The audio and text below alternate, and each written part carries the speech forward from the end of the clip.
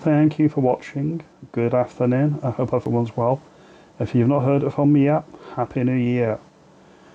I've been reading this article about a story that came out about the Labour Party being split on mass migration back in 1997. When Labour wanted to rub the right's face in diversity, there was actually a split in the Labour Party between David Blunkett and Tony Blair on one side, who wanted to open the doors and start the mass migration failed experiment to the UK. And then you had more moderate Labour MPs like Jack Straw and John Prescott who were saying we need to think about this, we need to wait. We've only just found out about this 25 years later.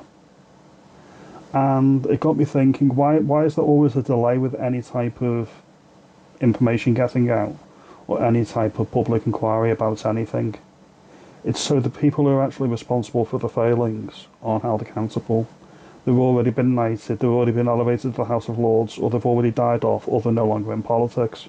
So there's a reason for it, it's a very specific reason, and it's how the establishment and the two main political parties always get away with daylight robbery, in my opinion.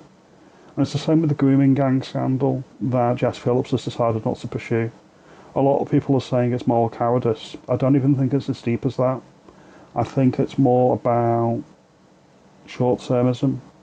It's about kicking the can down the road and keeping the current system in place as it is.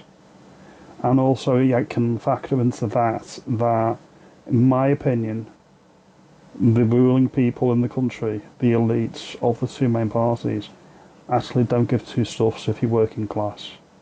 It's not that they care and they don't want to do anything about it, it's not a concern. So when you see Jess Phillips and other Labour MPs saying, oh, we really care about these things, it's not us basically. Don't be lied, be honest. You're concerned about your position and that's all you're concerned about. And that's where reform comes in, and specifically Rupert Lowe. What he's actually done is, he's actually put out information saying that he's been inundated with requests and information. He stated that if the government is not going to hold a public inquiry, a national inquiry about this scandal, then Reform UK are going to do it. Now this may just be to create headlines, but if it is to create headlines, it's the right move. You need to keep this in the conversation and you need to keep the discourse and the debate open about it. What type of inquiry they could do, what teeth it would have, and what they could actually put in place is you could argue it either way, and it could be a big PR stunt, but if it is a PR stunt, it's being done for the right reasons, so I fully support it.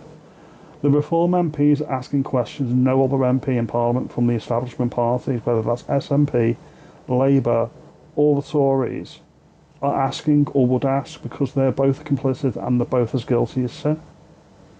If you like this video and you think that Rupert Lowe is probably the best MP in Parliament at the moment, let me know.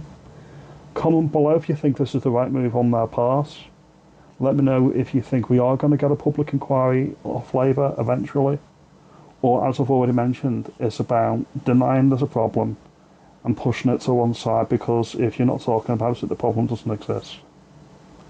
Consider sharing the video and subscribing to the channel. As always, I appreciate your time. Have a good day.